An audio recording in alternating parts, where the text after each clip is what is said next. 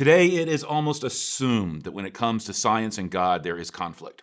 If you're a skeptic, it's probably because you think science has disproved something like the existence of God. If you're a Christian, you probably just don't let yourself think about the science of things too much because you don't want it to undermine your faith or your belief in something like the Bible.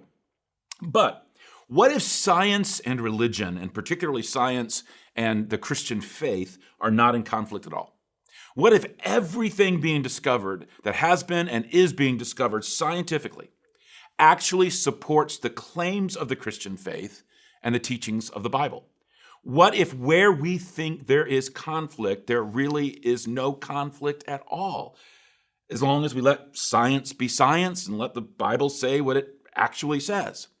What if science really is the science of God, the discovery of His laws and His principles and order and design? Does what we know through science suggest the existence of God, almost begs for there to be a God on the loose? Or does it totally seemingly shut the door? Does what we know through science make it reasonable or unreasonable to believe in God? Well, those of us who hold firmly to science as well as our Christian faith would say that absolutely what we know in science affirms the existence of God. And let me see if I can give you just a handful of the reasons for that belief, beginning with something as scientifically simple as cause and effect. You may have heard of the second law of thermodynamics. It's the law that contends that the universe is running out of usable energy.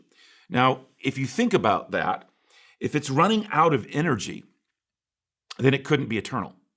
It must have at one time been given an initial start of energy. I mean, something doesn't wind down unless it's been wound up. That idea, very simple though it is, has been supported through the leading hypothesis for the beginning of the universe, that the universe is not eternal, that it had a creation event, a beginning point, known as the Big Bang. The idea of the Big Bang was first put forward by Dr. Edwin Hubble, the man we named the Hubble telescope after. His idea was that at one point in time, all matter was packed into a dense mass at temperatures of trillions of degrees. Then, about 13.8 billion years ago, there was this huge explosion. And from that explosion, all of the matter that today forms our planets and stars was born, and the universe was created. Hubble's idea, which started off as a theory, was confirmed through what was then called the discovery of the century. On April 24th, back in 1992, the Cosmic Background Explorer satellite, better known as COBE, gave stunning confirmation of the hot Big Bang creation event. In many ways, that really was the birth, the start of modern cosmology. Now, we know that something cannot come from nothing. We also know that the universe is not eternal. It had a beginning. So here's where it gets interesting. According to the science of the Big Bang, something did come from nothing. And that raises all kinds of questions. God questions. Because you can't just say that everything began with the Big Bang and then act as if you've somehow explained the origins of the universe, because you haven't. It still doesn't explain where the matter that exploded came from. I've often said, if you don't want to put this in lay terms, here's the most lay term way I know how to put it. Where did the stuff that got banged come from, and who banged it? Something, someone, some way, somehow brought that first matter miraculously into existence in such a way that it exploded into the universe. Something outside of space and time, since space and time didn't exist before the Big Bang, which science says cannot have happened by the current laws of physics, which means we're talking about something outside of the laws of physics, something outside of all natural phenomena. Now, there is a category for that. If it's outside of natural phenomena, it's called supernatural, which puts us in God territory. This really is something worth wrestling with intellectually. If the universe could not have come into being by itself from nothing, because it is a scientific impossibility that absolute nothingness could produce anything, and if the universe is not eternal and there really was a creation event through the Big Bang, the question remains, where did the matter that exploded come from, and who exploded it? George Smoot, who is the head of the COBE satellite team, who also won the Nobel Prize in Physics in 2006, noted that when the COBE satellite had measured the ripples in the microwave background radiation that gave confirmation to the Big Bang Theory, he said it was like looking at God. Dr. Robert Jastrow, who is professor of astronomy at both Columbia University and Dartmouth College, he was director of the Mount Wilson Institute. He was manager of the Mount Wilson Observatory. For 20 years, he directed NASA's Goddard Institute for Space Studies. He made the following comment in regard to the COBE findings and the Big Bang confirmation. He said, "Now we see how the astronomical evidence leads to a biblical view of the origin of the world." Now, I know some might say, well, hold on, physics just hasn't found the answer to the something from nothing mystery yet. You can't just instantly jump to God. Maybe, but as one of the leading physicists of our day, Alan Guth at MIT, has written, even if you could come up with a theory that could account for the creation of something from nothing through the laws of physics, you still have to account for the origin of the laws of physics. But that's not all there is to think about when it comes to the origins of the universe. Astrophysicists will tell you that what should have happened with the Big Bang was the creation of equal parts matter and antimatter. But that isn't what happened. Particles of matter barely outnumbered particles of antimatter by a rate of 1,000,000,001 to 1,000,000,000. Now, without that 1,000,001 to 1,000,000,000 imbalance between matter and antimatter, all mass in the universe would have self-annihilated, leaving a cosmos of photons and nothing else. No planets, no stars, no nothing. That's what should have happened. Equal parts of matter and antimatter should have been created during the formation of the universe. The universe as we know it should not have come out of the Big Bang. But it did. Something somehow stepped in against all we know and understand about science and created an imbalance in favor of matter. And no one knows how. No one knows why. It was as if there was an intervention. But it's not just all things related to cause and effect that is worth considering. Those of us who are theists, such as myself, who believe in God, also would point to things related to design and wonder, design and order. The book of Genesis, which is the first book of the Bible and the one that contains the most of the origins material, says that at the end of whatever creative process God used to create the universe, and specifically our world and all living things in it, there was a single declaration. And let me read it. God looked over all he had made, and he saw that it was very good. The idea was that it was good because it was good for the crown of creation, which was human life. What we're learning from science is how deep and wide that good goes, as in how everything about the universe and the Milky Way and our solar system and our planet is perfect for the existence of human life. In other words, what came out of the Big Bang was not chaos, but life-giving, life-sustaining order. So much so that it appears to be intricately designed, particularly for planet Earth. The greater the complexity of the design and order of something, the more a designer begs to be considered. I once heard it put this way: it's one thing if you're taking a walk, say in the mountains or something, and you see a log jam in a stream, and you wonder, gosh, I wonder if there was a beaver behind that. Okay, that's one thing. But it's another to see Hoover Dam and question whether there was intentionality and purpose behind its creation. There is staggering design and order to the universe, so much design and order that it seems way too much for mere chance. so staggering that it compels many people to consider a great designer of the universe. But it goes deeper than that. Many speak of the anthropic principle from the Greek word anthropos, which means man or woman, where we also get our word anthropology. The idea is that our world is uniquely suited to human beings and carbon-based life, which is the only form of life known to science. But that would be putting it mildly. In truth, it is freakishly suited for human life. There are so many dynamics that if they were changed only slightly, it would make it impossible for us to exist. And so much so that you can't help but stand back with your mouth open, that it all came together in one planet, in one solar system, in one galaxy, in one universe. For example, the Earth is in what is called a Goldilocks zone around the sun.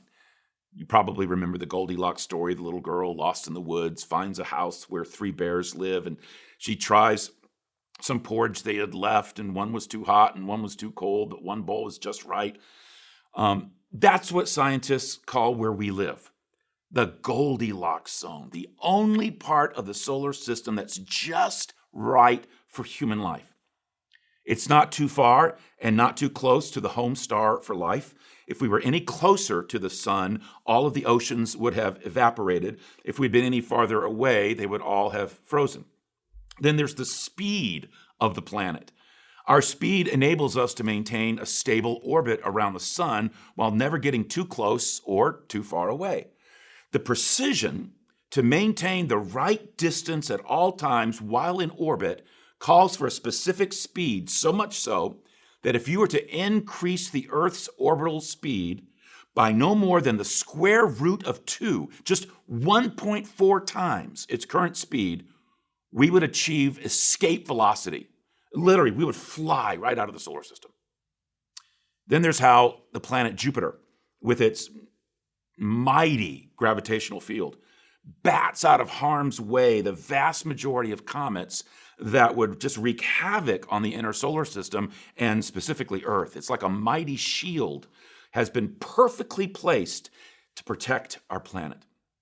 There's also the oxygen-rich atmosphere that not only allows life, but the existence of ozone in the upper atmosphere, which serves as a shield that protects the Earth's surface from most of the sun's molecule-hostile ultraviolet photons. Now, these are just samples of all that has come together on planet Earth to make life possible. Now, put that into context. Our galaxy contains more than 100 billion stars. The known universe harbors some 100 billion galaxies. The latest best estimates suggest there may be as many as 40 billion Earth-like planets in the Milky Way alone. Yet still, in all that vastness, all those planets, only one can sustain life. And the odds of finding another are so remote, it staggers the imagination because the odds of everything coming together the way it did on Earth are considered virtually impossible. This is such a compelling reality that it causes even the most ardent of atheists to pause. Physicist Stephen Hawking once told a reporter that the odds against a universe like ours emerging out of something like the Big Bang are enormous, and he said, "I think there are clearly religious implications." Going even further, Hawking conceded that it would be very difficult to explain why the universe should have begun in just this way, except as the act of a God who intended to create beings like us. So, there's cause and effect. There's design and order. Let me just throw out one more to consider. The humanness of humans. I mean, where does human personality come from? I mean, it's difficult for many to believe that the human personality, the soul, if you will, evolved naturalistically out of a pool of primordial slime. Legs and arms and lungs, okay, maybe, but what is inside of us? That which makes, you, consciousness itself. When the philosopher René Descartes attempted to boil down his one and only true starting point for reflection, he came up with the famed phrase, cogito ergo sum. I think, therefore I am. But where does that thinking come from? How are we able to think, reflect, feel, reason? There is a voice inside my head, a personality, a living spirit that I know exists and that is tangible and real when I think to myself, what is that? And where did it come from? Humans really are different from every other living creature. People who say that humans are just slightly remodeled chimpanzee-like apes because we share 99.4% of their DNA, so there's not really much difference between human beings and chimps, they just lose me. The nature of human identity, it's not about DNA. There's something else going on. And that also includes our spirituality, because we're all of us deeply spiritual, regardless of our individual beliefs. One of the most interesting manifestations throughout all civilization is the deep spiritual hunger that permeate the lives of men and women. Anthropologists have discovered that human beings are incurably spiritual and conscious of the idea of God. This was described by Blaise Pascal, the great 17th century philosopher and mathematician, as the God-shaped hole in every human being. If there isn't God, and we evolved naturalistically, well, that wouldn't even make sense. In reflecting on this, C.S. Lewis noted that drives supposedly come about due to the realities of our world. For example, we have an appetite for food, and there's food to satisfy that need. Well, we have this drive to know God. We have this authentic spiritual hunger, but there's no God. That doesn't make sense. If it were true, we shouldn't have the drive. Why would creatures who evolved by chance as a result of naturalistic causes alone desire and hunger after a creator God? Now, some have suggested that this is not God at all, but a so-called God gene, which has been hardwired into our genetic constitutions. But why would a gene like that ever evolve? It still begs the question. Some take another tack and say that the reason we're so spiritually hungry is simply our desire, our hope for a God. And that was, of course, the belief of Sigmund Freud, the father of the psychoanalytic school of psychology. The dilemma is that it doesn't explain the universal desire for God throughout time and across civilization. At some point, particularly in an increasingly modern secular context, you would think that the wish, desire, or need for God would simply end. But it only grows, which makes no evolutionary sense if there is no God. Now, coupled with that is our inner sense of morality. Intuitively, each of us appeals to some sense of transcendent right and wrong in our dealings with ourselves, with others, and with the world.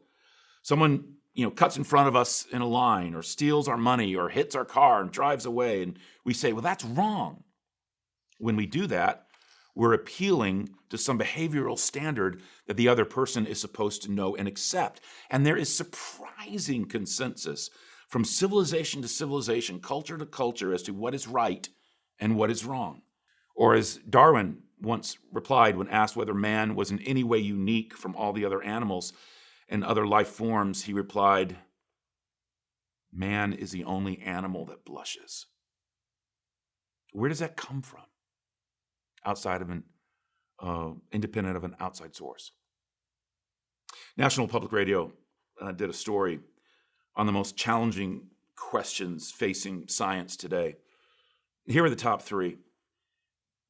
How did life come about? How did life come from non-life? How did something dead become alive? If everything was once dead, how did life appear? There is no scientific answer. Second big question, what makes us human? We have 3 times more neurons than a gorilla, but our DNAs are almost identical. Many animals have a rudimentary language, such as can use tools, and they can recognize themselves in mirrors. So what is it that differentiates us from them? There's no scientific answer. Third, what is consciousness? Meaning, how is it that the brain generates the self of self, the unique experience that we all have of being unique? Why is there a consciousness at all? Again, no scientific answer. But there is a theological one. In the beginning, there was a God who created not just the cosmos, but created men and women in his image with a soul, set apart from all of creation, and made the earth the perfect place for us to live so that we could grow in relationship and knowledge of him. We were made for relationship with him. It's funny how some of the most astute scientists of our land are finding their scientific discoveries driving them to God over and over again. Some of the greatest names in science will tell you that they're not only believers in God, but they're card-carrying Christians. And it's not despite science, it's because of it. I was thinking about that even again just this past week. I was seeing Francis Collins on TV, which he's on a lot right now related to COVID, because he's director of the National Institute of Health. I don't know if you know much about Collins. He led the Human Genome Project, which produced the first reference sequence of the human DNA instruction book. And as I mentioned, he's now director of the NIH. He's a flaming Christian, very strong in his Christian faith. And when asked, and when he's written about this, he said he looked at everything science has discovered about the beginnings of the universe, the beginnings of life, and determined, and here I want to quote him, that it was God's elegant plan for creating humankind. And that's from a scientist's scientist.